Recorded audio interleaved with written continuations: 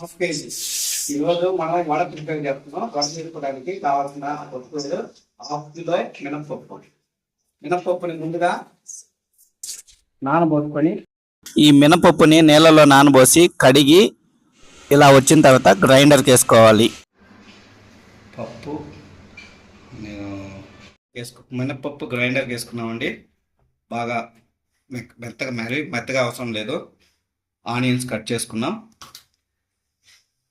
మిర్చి కట్ చేసుకున్నాం, కరివేపాకు కట్ చేసుకున్నాం. ఇవి మిక్స్ చేస్తాం ఇప్పుడు.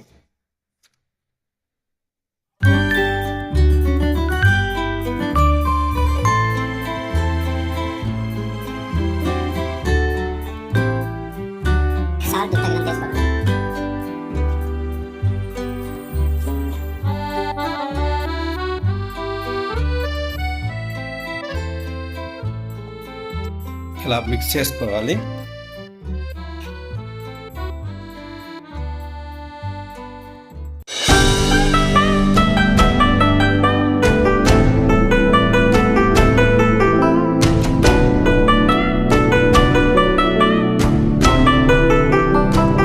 ఇది రెడీగా ఉంది.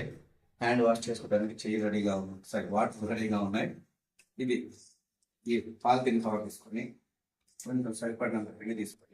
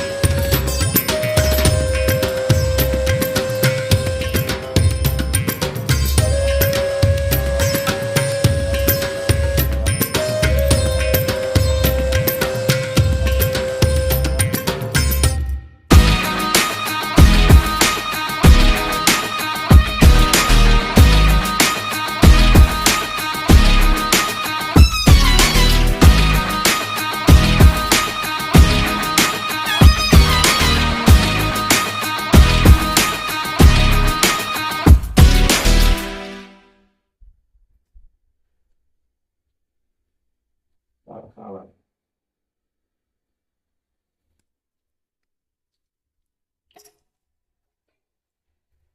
ఇది మాత్రం వడొచ్చిందమ్మా. ఇది కూడా వడగానే ఉంది, పర్వాలేదు. మనం వడలు చేసేదానికి అది తీయాలి.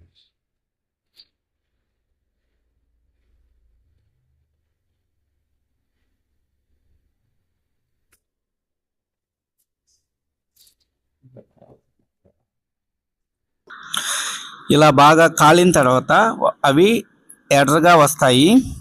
ఎర్రగా వచ్చిన దాకా మనం వెయిట్ చేయాలి. కొంచెం తొందరపడి తీసేయకూడదు. ఈ విధంగా వచ్చినప్పుడు వాటిని తీసేయచ్చు. తీసేస్తున్నాను. అంటే ఇలా ప్లేట్లోకి తీసుకోవాలి. సో మనకి వేడి వడలు రెడీగా ఉన్నాయి. దీంట్లోకి చట్నీ వేసుకొని తింటే సూపర్గా ఉంటుంది. మేము ఈరోజు వినాయక చవితి సందర్భంగా వడలతో పాటే చాలా ఐటమ్స్ రెడీ చేసుకున్నాం.